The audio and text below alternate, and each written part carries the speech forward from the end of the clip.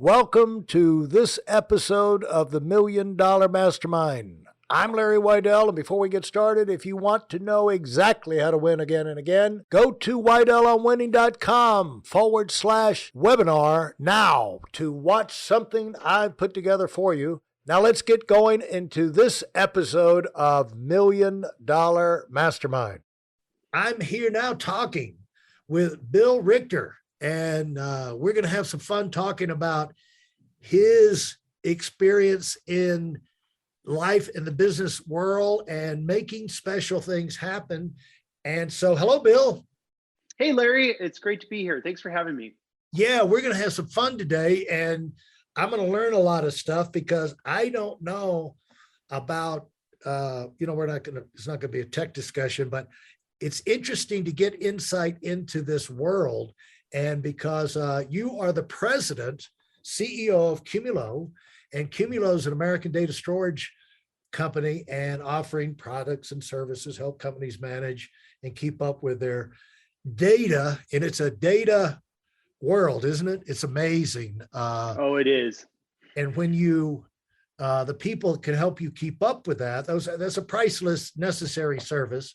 And, to start this thing, it looks like you had, let's just go off from there. You had to raise $125 million in funding because you can't go down and buy a computer at the store and say, okay, I run a data storage company. No, you got to have farms and piles of this stuff, right? It's just like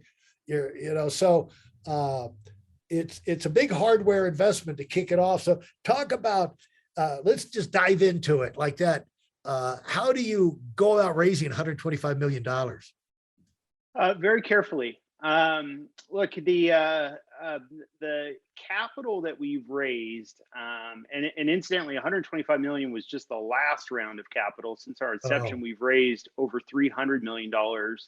But the formula is quite simple. The investor community invests according to what they consider opportunity. And when they look at the market that we operate in, and really just at the simplest level, the problem that we solve for customers, that becomes an easy investment decision for those folks because they just see so much opportunity. And when we engage with them and we tell our story and we show the actual progress milestones that we've made, they get excited. And then what we try to do is use that capital very carefully. And just as a little tuning there, most of that capital goes to talent. This is a war of talent. We're a software company, and building the best software in the world requires hiring great people, and great people cost money. That's where most of the capital that we raise actually goes. And so talk about that a little bit. 300, where do you go? You get an idea, and we'll talk about how you got the idea and the experience on that, but you get to the point where you got to get some money. Where do you go? Well, we're fortunate that, one of the greatest things about being an entrepreneur in America right now is this is one of the most risk tolerant capital markets in the entire world. And it's no surprise that if you look at the technology companies, the global technology brands, whether it's Google or Facebook or Amazon or Apple, and the list goes on, Qumulo, I'll put in that list, they're all American based. And that's not just because we have smart people here, it's because there's a confluence of smart folks, aggressive entrepreneurs, and capital that understands how to invest in these sectors. And so our early stage investors were really great venture capital firms like Kleiner Perkins in Silicon Valley, and Madrona Ventures up here in the Northwest, and Highland Capital in Boston. And as the years pass, those folks have continued to invest, but more recently, some of the much larger investors like BlackRock, which has something like $8 trillion under management, has invested in Qumulo. Good Lord, you got BlackRock invested in Qumulo. We do. Wow, you got to have your act together to walk into that room. I bet. You do. Talk about talent. I bet they've got some pretty serious financial talent on board. pretty skeptical. I'm sure because like all successful companies, I know they've been burned a million times themselves. Well, you know, they all do. They really put us through our paces. They do a ton of diligence, and interestingly, they have a lot of financial folks, but they have a lot of technologists in those firms now, and that's wise of them, because if you really don't get some of the deep technology and the real problems that companies are trying to solve, you could definitely put your money in bad spots. And so, but you're right, Larry. I mean, getting through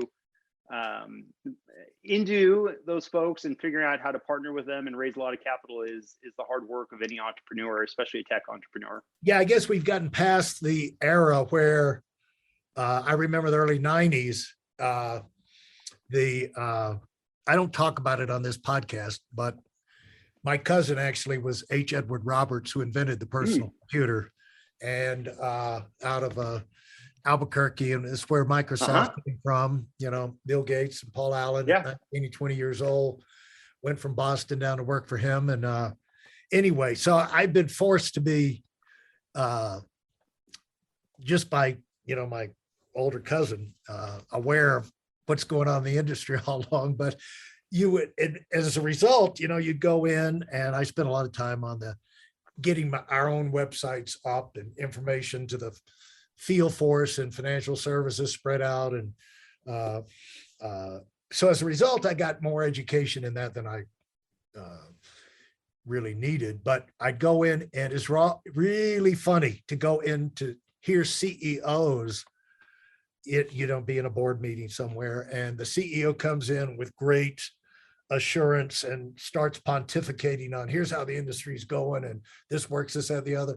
And for someone who knew anything about technology, realize this is somebody with kindergarten grade, you know, level knowledge, spouting like they're Albert Einstein, you know, and you know, blowhards basically. And none of the stuff they were saying was right, but they did it with such authority they could get away with it. And that's the way it was pretty much during the 90s. But now you got smart people around you, and you can't be a CEO and be that stupid, you know, about technology. You know, because it wasn't that long ago before Oprah didn't even know about email. You know, they had a show where, you know, okay, we're going to get Oprah on email. So this stuff has kind of flooded in pretty fast, hasn't it? Well, when I started in business 25 years ago, I remember the senior leaders would dictate emails and have their secretaries type them up for them, and that sort of defeated the whole purpose of email. So yeah, we have definitely come a long way. We had our president and founder, Art Williams, and he had retired about in the early 90s. But it came up about 5-6 years ago. There was like, he was looking for something to do. And I said, you got to find a way to reach people, whatever.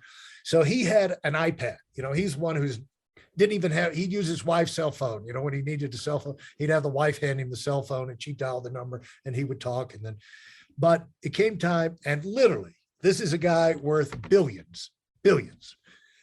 We'd sit, and I said, okay, Art, he wanted to learn how to use iPad and send emails. I said, well, I learned long ago that whoever holds the pen, whoever is doing the input, is the one who learns, you know. So I said, so I wouldn't touch it. I made him do it. And I said, take your finger and push that. And then go over here and push that. This is a billionaire. But the thing about the billionaires, those suckers learn fast. Pretty soon, he had mastered it, and he was firing out emails all over the place, and still is. And so just because they're dumb on it doesn't mean they're going to stay dumb, because you can get, if you have the right people explaining this stuff to you, you can get proficient. And once people who have experience leveraging themselves and they see how this works, it's like, okay, you know, the gears click in their heads about how they can use it to get the things done they want to do. It's really amazing to see that transformation. But in the era we are now, that just creates the thing for more need to be able to keep up with all this stuff. And that's where you come in, I guess. Yeah, look, one just listening to you reflect on that. I mean, I think one thing that I always find makes a great entrepreneur is just the sense of curiosity. Old, hasn't done anything, like to your point, Larry, never used an iPad, but if they're curious, if you're a curious person, you can learn just about anything. And in a world that's constantly changing, if you're not curious every single day, then you're probably going to miss out on something. But I Well, find that with a lot of my CEO peers, they're all very curious. They ask a lot of questions. They ask themselves there you go. questions. They ask everyone around them There you questions. go. There you go. I go to the dentist and I start asking the dental hygienist, well, what kind of equipment are you running? Is it old or new? Is this the best brand? What's changed? And you just end up learning a lot of stuff in life doing that. Yeah. And the thing is that it has to do with people who like to do stuff. They like to learn about it. It's like they want to get involved themselves, and once you learn about things, you're immediately saying, how can I use this? And uh, uh, you just see it time and time again. And now technology it's a necessity. I mean, I've gone through decades really where I said, I don't want to learn anything else. I just want to use. And that usually I'll do that for, I don't want to learn anything new. And that'll usually last for like 30 minutes, that pledge, because it's just impossible if you're going to stay current in the world that you're going to be saying, I've never heard that term before. What's that? What was that word you used? And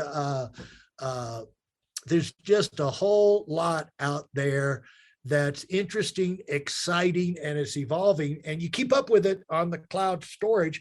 I do photography and art in addition to other, on our business. I'll tell you this, I've been I had my own SQL server back in 90, and not 1990s, but in 90. Yeah, 1990. Okay. Yeah, no, I tell you when it was, 1999. Okay. And ran it out of my garage, had $200,000 a year tech guys in there running it, had my own email and this, that, and the other. And the company gave me a download of 165,000 fields. 165 fields on 24,000 people every day. And wow. They gave me, it was like two of us, so they gave that direct downloads off of the computer, the mainframe, because we harassed them so much for, how about this report? We like this report. They said, okay, we give up. We're just going to give you a download every day, and you hire your people, you get your equipment, and you do reports. And I did that for about 10 years. But that, that's a lot of data, and that's back in, the 2000s. And now the same thing. I got lots of photography, portfolio and painting images, but there's so much to keep up with. And if you can't get your finger on it, you don't have it.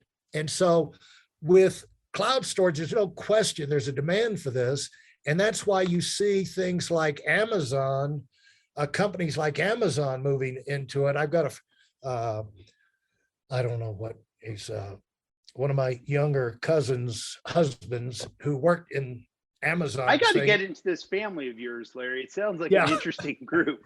There's an interesting group, but he worked for Amazon for years, and I did not know it. But he said they only make 1% off their goods, their retail goods. They're shipping this stuff all over. A grocery store makes like 3% net, but they're like 1. And that's why he said, that's why they're going into cloud storage and all these other computer services, that Amazon's ready to make some money. And I said that to say, you're in a competitive field. That's all the big people are, they're forced to, and they can come up with their own funding. Amazon, Bezos, he doesn't have to go out and raise funding. So props to you for going out and getting this thing going. And so talk about why this is the most exciting thing you could be doing in your life right now. Hey, listen, there's a lot of information online, but there aren't a lot of people who've actually done something.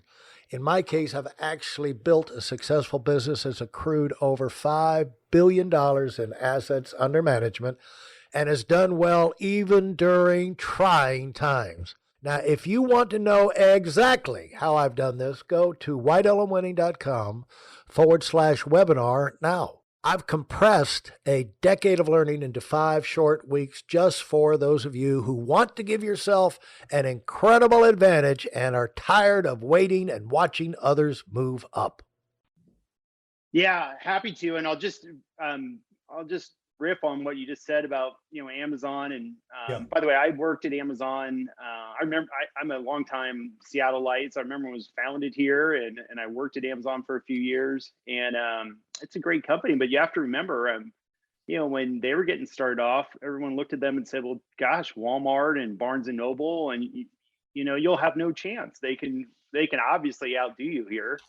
And especially in the world of entrepreneurship and tech entrepreneurship, fortune favors the brave, and guys like me live for that. Why is this most exciting Well, thing? that is a great point, and especially if you know how basic it was when Bezos started. It was him and 1 or 2 other guys shipping stuff out of his garage, and he was one of the one packing. And he tells a story about himself where he said he had a super inspiration. He said, because they were, break his back, folding packages on the floor, concrete floor in the garage. And he said he had this brainstorm, like eureka moment. And he told his second in command, he said, I got it. He said, why don't we buy knee pads? And that way, when we're on the floor, we won't kill our knees. And the guy said, why don't we just buy a table? So the guys who start this thing don't necessarily start off as geniuses in every aspect of the business, but and they start basically. That's where Bezos started, because he told the story on himself. And so, but you have to have monster courage to be able to go in a drive and to get yourself to launch out like that, and to realize, it starts with the first step. Yeah, that's right. I'll tell you one thing about being an entrepreneur is that, and I've been doing this for 25 years. I've been a tech executive for almost 15. I've been a venture capitalist, invested in a lot of companies. So I met a lot of entrepreneurs. And, one thing I like to say is any entrepreneur, whatever their idea is almost always a dumb idea, in the sense that, somebody comes along and says, well, I'm going to make an electric car. And you go, well, that's dumb. If people wanted electric cars, Ford would make them, or Toyota. You couldn't possibly build one of those things and be successful. Or back to Amazon, the world has a bookstore, has a lot of great bookstores. Why would it need another one? And an entrepreneur looks at that and says, look, you're missing something. I see something you don't see. And then you have to take that kind of, I guess, arrogance, right? Because you have to have a lot of conviction around your idea, not in the negative sense of that word, but more like the conviction sense. And then you have to be risk tolerant, because, there's always a sort of a safer job that is probably going to pay a little bit better and be more stable. And so it's kind of a unique crowd of people that wants to do this. But Larry, once it gets in your blood, and then that becomes the only way you can live. And that's what happened to me at some point in my career. And I wouldn't have it any other way. What's exciting about Qumulo right now is we are at another dawn of what data is going to do for the world. And I'll just share with you, I know a lot of your listeners aren't necessarily technical, so I'll try to explain this in more lay terms. But if you went back several decades ago, data was mostly just what a few corporations had, the phone company and your company's payroll records and things like that. And, you went to an ATM and you interacted with data systems, but not often. Maybe you did at the office. And then a little bit later, transactional data that fits in rows and columns, kind of like your SQL server had, started to be part of everybody's lives. And transactional data, we call it structured data, became prolific in the world. It automated everything and made things go faster for us. And that was great. And then there's this new dawn of data, what we call unstructured data. That's images or videos or genetic sequences. It's real bulky. It doesn't fit in rows and columns. And it literally impacts every person's life from the day they wake, the moment they wake up to the time they go to sleep. You get up in the morning and you look at your device and you're consuming images or videos or whatever. That's all unstructured data.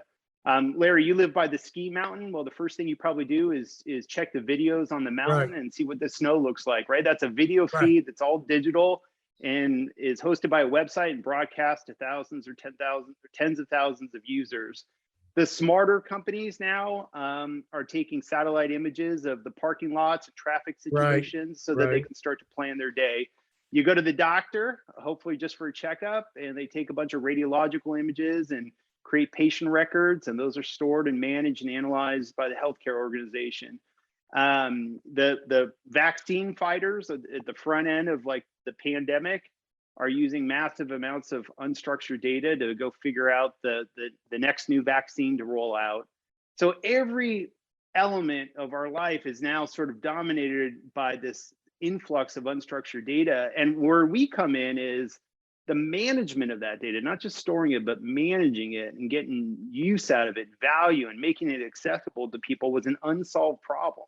And we built software just to do that one specific thing better than everybody else in the world. And it turns out that that really mattered. And So what do you that's mean the by that? exciting thing about Qumulo right now. So what do you mean by that? Well, I think it makes sense to everyone that a lot of this data through some of those examples I gave exists, and there's about 1,000 more examples. But boy, oh boy, does it pile up! And if it piles up too much and you can't get your hands around it, it either overflows, or the systems break, or they slow down.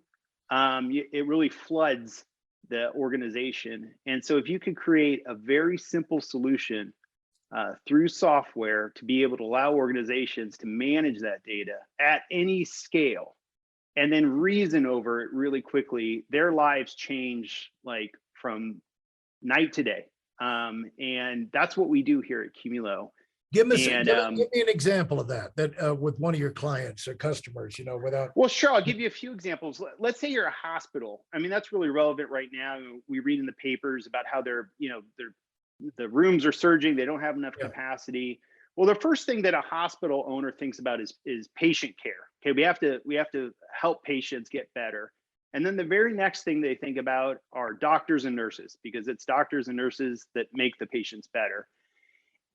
Behind the scenes at a hospital, their IT department might be saying, look, our systems are breaking because there's too many radiological images coming in, and we're either going to slow down the process for the radiologist, we're going to turn away patients, or we're not going to be able to analyze these records and give accurate responses. And so data management can actually get in the way of something as simple as patient care. And so we come in and we say, hey, here's a software solution that's designed to instantaneously solve this problem. It goes from being incredibly complex to super easy. And so for the IT departments of those hospitals, they love to adopt our products. Not only does it make their lives better, it saves them a ton of money. And then, in a really real sense, if you're a patient at a hospital, you never want to go and say, well, how's your data management here? You want to say, how's the patient care? Well, patient care gets better if they're able to deploy those resources to frontline workers, not legacy, antiquated systems from the 90s that a lot of the big legacy vendors are selling customers. And that's a big deal for us. It's kind of geeky and it's in the world of IT infrastructure. But when you stop and think about it, it's really important. The same exact thing could be said, for example, for like a K through 12 school district or a university or an oil and gas company. Every one of these folks are like drowning in data. And if you can give them a powerful way of harnessing it and flowing it to the right people and protecting it and making it reliable, it's a big difference. Maybe a good analogy we like to say around Qumulo is like data is the new electricity. And electricity is great when you plug in your lamp. It's not good when it's a lightning bolt and it hits you while you're walking through the park. So a good thing could have either wonderful outcomes for humanity or very bad ones. And that That is very much how data behaves today. fantastic insights. And I'm going to wrap this up by just, the points. We've made a bunch of points, but the points are, we'd like to get people's attention that if you're going to be successful, you're going to create clients, data, inventory, stuff. And you going to have a data problem like everybody else. And so at least be thinking about that along the way, because, and we'll get into this in the next episode, once you reach the point that you can't keep up with it, that's when things start falling through the crack. And those cracks are where your growth stops, because you start losing more than you're gaining. And then you become like you're on a treadmill just to stay even. And so it seems like a boring subject, but it's life or death. And the way I'd look at it, and I'll wrap it up like this, it's like, I would say, Bill, it's like for entrepreneurs have to look at the books, but entrepreneurs are people persons, they're idea people, they're content creators, and visionaries, and they don't like looking at books. But the thing is, and I've always told people going into business for themselves, look, you're either going to look at the books or you're going to work for someone who will look at the books. Somebody's got to look at the books and know where you are. And so it doesn't matter if you like it. You come up with a simple system. You can come up with people to help you. But end of the day, you're going to be looking at the books if you're going to be staying in business and growing. Thanks so much, Bill. If you enjoyed what you've heard and are dead serious about finding out for yourself exactly how this works in the real world, I've taken the most valuable business lessons I've learned over 40 years and put them into something for you to watch. Go to whiteelementary.com/webinar now in order to move up as fast as possible. I'm Larry Weidel, and I run the $1 Million Mastermind. Go, go, go.